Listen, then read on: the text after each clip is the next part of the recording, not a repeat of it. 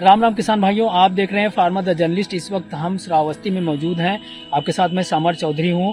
आपको आज बताएंगे कि अगर आप किसी भी दुकान से धान की बीज लाते हैं तो कभी कभी ऐसा भी हो सकता है कि आपको वो खजरा धान दे दे। खजरा का मतलब ये होता है कि एक बीज में कई प्रकार के धान के बीज होते हैं, जिसको जब आप लगाएंगे तो आपके खेतों में कुछ फायदा नहीं होगा और नुकसान ही होगा। राम राम किसान भाइयों, आज हम बात करेंगे धान के खजरा किस्म की। खजरा शब्द का मतलब होता है कि अगर आपने किसी भी जगह से धान की कोई एक वैरायटी खरीदी, मान लीजिए 64-44 आपने खरीदा, तो वहाँ से जो बीज आप लेकर आए और उसकी धान की जब आपने रोपाई की तो उस खेत में आपको एक बीज में 3 से 4 वैरायटी के जो पौधे हैं वो उगाते हैं। अब ये पौधे कैसे उगते हैं और इनसे क्या नुकसान होता है, इसके बारे में आपको बता दें। दरअसल होता ये है किसान भाइयों कि जैसे आपने 64-44 का बीज खरीदा, तो 64-44 की जो किस्म होती है, आपको भी पता है कि लोकल वैरायटी के लोग भी काफ़ी सक्रिय रहते हैं, जो लोकल बीज को भी तैयार कर देते हैं और वो भी मार्केट में कहीं ना कहीं से आ जाता है।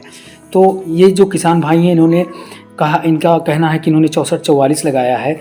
तो ऐसा भी हो सकता है कि जिस दुकान से इन्होंने ख़रीदा हो वहाँ पर इनको जो 64-44 दिया गया हो वो लोकल वैरायटी का हो।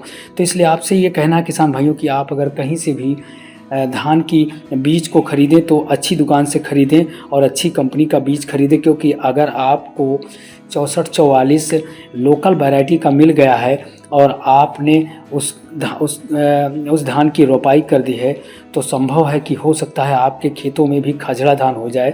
खजरा में ये होता है कि आधा धान निगर आएगा और आधा धान डंठल पर हो जाएगा, इसके साथ आधा धान जो है वो पक जाएगा, यानी कि 3 से 4 किस्में एक ही फसल में हो जाएगी। तो इससे ये होगा कि आपके खेतों में धान तो होगा, वो एक ही में कई कंपनियों के धान यानी कि कई वैरायटी के धान मिले रहेंगे और पैदावार भी काफ़ी कम होगी। इससे खेतों में आपके नुकसान ही होगा।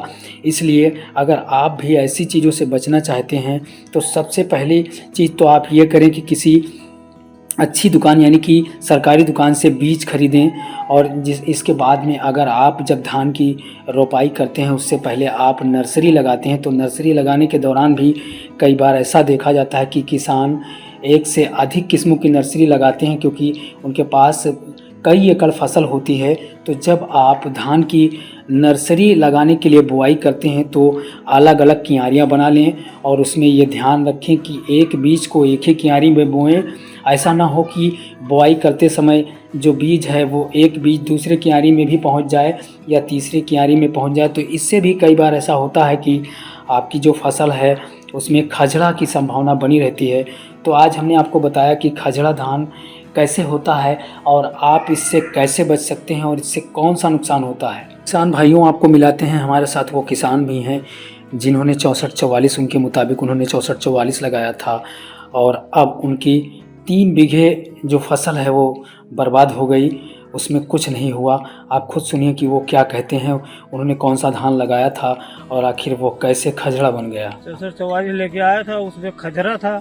अब क्या मालूम इसने क्या दे दिया। अच्छा, खजरा किसको कहते हैं? आप कह रहे हैं 64-44 आपने लगाया था और ये धान तो कुछ है ही नहीं, मतलब क्या मालूम कैसे दिया था। मैं लेके आया, बैठा दिया, उसको बीज लगाया गया तो साला आधा निकल रहा है, आधा डाले पे, आधा हो गया है। अच्छा, खजरा का मतलब होता क्या है, ये बताएं हमारे दर्शकों को। खजरा का मतलब होता है आधा धान हो जाता है, आधा निगरता रहता है, आधा डाले पे रहता है, आधा काटने वाला हो जाता है। तो इसमें क्या लगता है आपको, क्या एक बीज नहीं है क्या? कितनी बीज? अब इसमें कम से कम 2 वैरायटी 3 वैरायटी का धान है ये।